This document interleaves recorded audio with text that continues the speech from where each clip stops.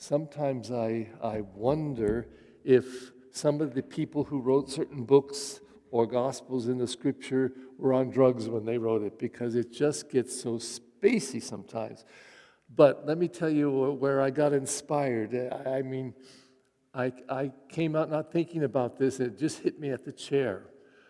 Sunday, I walked out the back door of the sacristy here because someone asked me to bless their car. And when I walked out, a little lizard ran across my pathway. And I like lizards. They've never bothered me. And it ran under a parked car and then disappeared. But I immediately thought of my mother. My mother's name was Mary. And snakes and lizards, they drove her crazy. Plus my Aunt Mary on my father's side, my dad's sister is named Mary also. And she had a panic over lizards in particular. And she even told me once a story where she was in church in Kansas, and a lizard came through and actually had crawled up on the back of somebody, and she almost fainted. She could barely stand. They grew up on the farm, man, animals and things all around, and I'm sure plenty of snakes out in the field, but that just made them panic. So I bring this up for this reason. You know, in the writing of the scriptures, for example, years ago, back in the 70s, I think it was, when the AIDS crisis hit the world, started in Africa, and it ran through the world, there were a lot of Christians, not so many Catholics, but other Christians, who said that was God's punishment because of gay people. That's what they said. Now, how they knew that or why they would believe it, but sometimes people put a meaning on something else because it makes sense to them.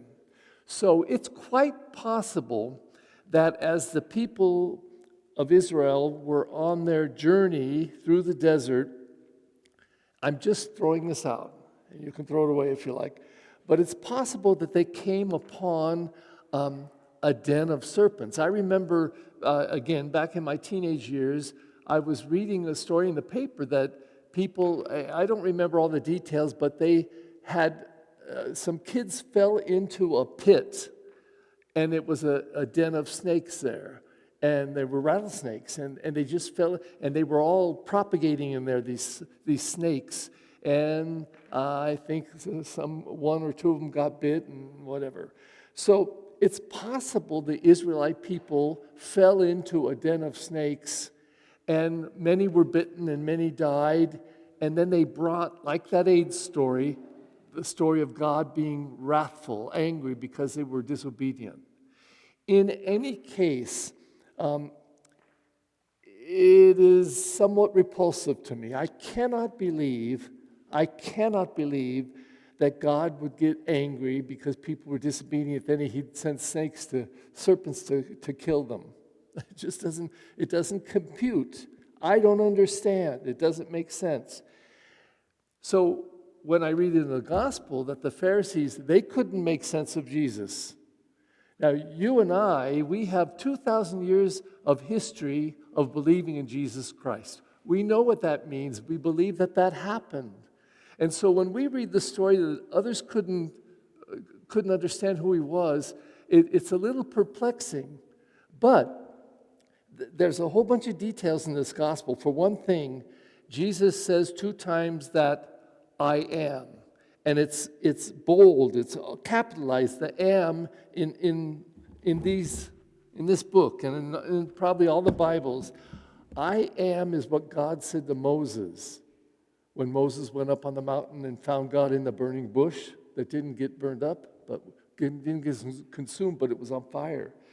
And God spoke and he said, I want you to go to Egypt, and I'm going to use you to free my people from Pharaoh, from slavery of Pharaoh. And so Moses said, Moses knew that if he went on his own and just said, I'm Moses and I've come here to free the people from the slavery that you put them in, they would say, well, who are you? Well, I'm Moses.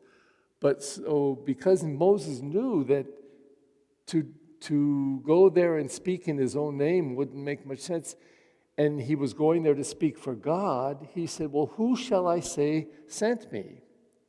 And you'll remember in the story, God said, tell them, I am sent you. I am. And I am just means I'm God, I exist. I'm not here like God the Father was not saying I'm here because of someone else. I am. I am. And so when Jesus says that here, he's identifying with God. And that had to be startling. And when he said he's going somewhere else, and he's referring to after this, when he is going to ascend to the Father, but you can't follow me. Is he going to kill himself? That's what they say today. Is he going to kill himself? Is that what he means, why we can't follow him? Well, again, this is like a kaleidoscope or drug-induced writers. This is just confusion and too much mystery, and where is this going? But bottom line, what Jesus testifies to and says so clearly today in this gospel, about that there's no confusion. He says, I am, and the Father has sent me, and everything I say because the Father has given it to me to say, and I will return to the Father.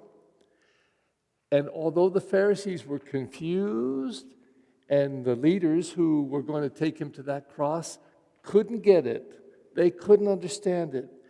It's an interesting last line to this gospel. Because Jesus spoke this way, in a little bit of confusing language, because he spoke this way, many came to believe in him. And it's consoling, it's beautiful, but we're in a different place, because not only was this being said in the first century, 2,000 years ago, more than that, we have 2,000 years of history of a church believing in it, in a people believing in it, and even a people that once were all Catholic and then split apart, and so there were many different Christians and Catholic Christian. But we have come to believe it too. And in fact, we believe it so much that every single year we do this and we do that, and we do an Ascension and we do a Pentecost. And that is the fruit and the focus and the gift of the liturgical year, to come to these moments. Because these moments are the moments that have helped us also to come to believe.